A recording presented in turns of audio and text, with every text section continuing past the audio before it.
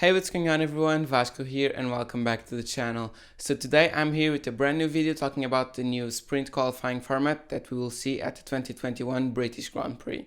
But firstly, let me actually thank every single one of you that watched my last video. That video actually made the channel kind of blow up and I surpassed 100 subscribers. So I'm grateful to every single one of you that subscribed, liked and commented on the video down below.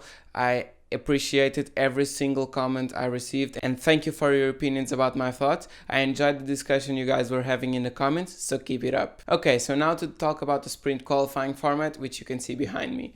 In the British Grand Prix, we won't see the usual format that we are used to seeing. So we won't see free practice 1, 2 and 3, then quali, then the race. What we will actually see is on the Friday, we will have free practice 1, so the 60 minutes, but teams will be limited to 2 tire compounds per driver, so no driver could test all 3 tire compounds before going into qualifying. So then immediately after, when it would be the free practice 2 slot, we will have qualifying, so Q1, Q2 and Q3 just as usual, and the top 10 will have to start the sprint race on the tires where they qualify in Q2. So just like the current rule where the Q2 drivers need to start on the tire that they qualified, we will have a rule saying that the drivers that qualify in Q2 will need to start the sprint race in the tires that they qualified. Then on Saturday morning we will have free practice 2 but with parc fermé conditions. So what this means is that drivers won't be able to change the setup and teams won't be able to touch the car in any meaningful way except with the tires and with the front wing angles. So that's pretty much everything that they can do under parc fermé conditions. So they only have free practice 1 to lock in the setup and then immediately they get locked into parc fermé conditions. Then on Saturday afternoon, the brand new thing. So instead of watching qualifying, we will be watching the sprint qualifying race. So this will be a 30-minute race, so about 100 kilometers or 17 laps of Silverstone if you want to, where we will have a race that will set the grid for Sunday. And this race will have no mandatory pit stops and drivers need to use only 1 compound of tire. Of course they can make pit stops, but in a half an hour race it's really a risky strategy call. And the result of that race will actually set the grid for Sunday. And the winner of that race will be called the pole sitter officially. And then on Sunday we will have the Grand Prix as per usual, the 300 kilometers with the mandatory pit stop, the mandatory two compound of tires used during the race, and everything we know and love. So now let's get to my opinions. So I'm comparing this to Formula 2 and their sprint reverse grid races because I think that Formula 2 is a much better implementation. Now don't get me wrong, I don't want to see reverse grid in Formula 1. That's only a way for cars to go into each other's way and we will have carnage. So imagine that a Haas car would be in P1 and a Mercedes in P20. That wouldn't make any sense because amidst all the overtaking that we would see, because that Haas car in 30 minutes would get back to the back of the grid. There would be a lot of carnage because if you know the speed differential between a Mercedes and the Haas, you don't want to swap their positions. You don't want the Haas to be able to rightfully defend from a Mercedes that's maybe 5 to 10 kilometers an hour faster on every single corner. That could potentially generate a lot of dangerous situations. So I don't think that reverse grids are the way to go, and I'm glad Formula 1 didn't do this.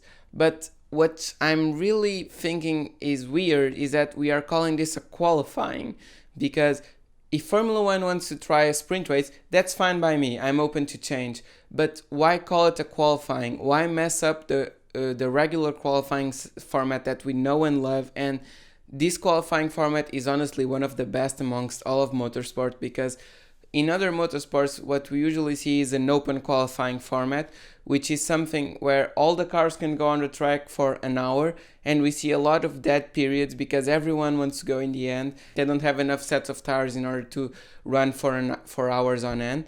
And I think that the current format that we have with the current tire allocation, current 5-place elimination zone every qualifying session, so from Q1 to Q2 to Q3, is a very good format and is a format that can make even casual fans want to watch qualifying, and it can make qualifying exciting. But I think that it becomes kind of redundant when you will have a race on Saturday that will actually set the grid for the Grand Prix. I don't think that this is the way to go, because it makes qualifying kind of redundant. So imagine you are Lewis Hamilton and in the current races you qualified P4, just like in Austria. It was a bad qualifying session for him, he qualified P4.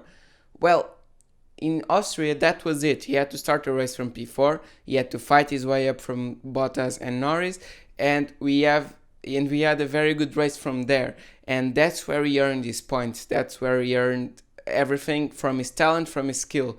But if Lewis had the same bad qualifying in P4 in Silverstone, we would actually see him fight his way through the field in the sprint qualifying race, and then on the actual race, this car would be in P2 or P1, and a lot of the excitement that we would see in the initial stages of the Grand Prix will actually be killed by the sprint race. And this is actually one of my opinions. And I don't think that the sprint race and the Grand Prix should be linked in any meaningful way. So what I mean by this is that the qualifying format that we have right now, so Q1, Q2 and Q3, should be directly linked to the Grand Prix. So you qualify on pole position, which is the name given to the driver who gets the fastest lap in qualifying.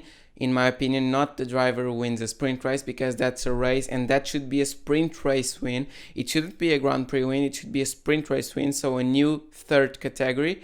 I don't think that we can try new things and then try and shuffle them into the old format and into the old names without changing anything. So you can't add a race and then still have only the title of pole sitter and Grand Prix winner. You need a third title of sprint race winner.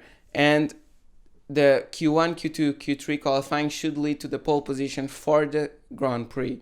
Then we could have an experimental, some other kind of way of qualifying for the sprint race. Or it could be based on championship order, not reversed. So these are two of the things that I think should happen. So, and it shouldn't be called a sprint qualifying race, it should just be a sprint race. And one of the things that I think that will actually be good from this weekend is that we'll be able to appreciate the true performance of the cars and the drivers much better, because they won't have 3 hours of practice to just go round and round and round gathering data. They will have to get to the track, have 1 hour of running where they can't even use all of their tires in the same driver, and then immediately to qualifying. So this is a much better testament to the teams and to the drivers than what we have right now, where they can gather all the data in the world that they want and then go to qualifying. So that's an improvement, but I think that the weekend format should be as follows. We should have free practice 1 directly followed by the sprint race qualifying, and this would be another qualifying format that's open to debate, and let me know in the comments down below what you think that qualifying format should be. But I'm thinking a smaller qualifying session, so about 30 minutes, and all the drivers could go at once, because 30 minutes is short enough that we wouldn't have any dead zones. And that would set the grid for Saturday morning's sprint race, and that will be a race that will be given points from first to the last, so in a scale of 2019, 18, 17, etc. points, up to 1 point for the driver finishing 20th. And then we will have regular qualifying after the sprint race, so we will have a time gap for teams to be able to fix their cars if any of the cars get broken. Then we have regular Q1, Q2, Q3 qualifying. And then on Sunday we have the regular Grand Prix at the same time as ever, and we would have 3 titles. So we would have pole sitter, which means the driver who qualifies first in Saturday's qualifying session, so Q1, Q2 and Q3. We would have sprint race winner, which is the driver who wins Saturday morning's race, and we would have Grand Prix winner, so the driver who wins the regular Grand Prix on Sunday. And that's kind of the way Formula 2 works. So if you don't know, we have sprint race winners, pole sitters and feature race winners. So you can think about the feature race as a Grand Prix in Formula 1. And I'm not against Formula 1 trying these sort of things. I just need them to try these sorts of things in a better way than they are doing, because this felt kind of rushed. And I listened to a podcast lately that said that this was the worst implementation that they could have picked, and this is probably teams picking the worst implementation that this could have picked, because it's not in their interest to have another race where they could ruin their cars and waste more money. And so teams probably voted in the worst kind of possible way in order to make this, so that fans wouldn't watch it and Formula One would forget about the idea.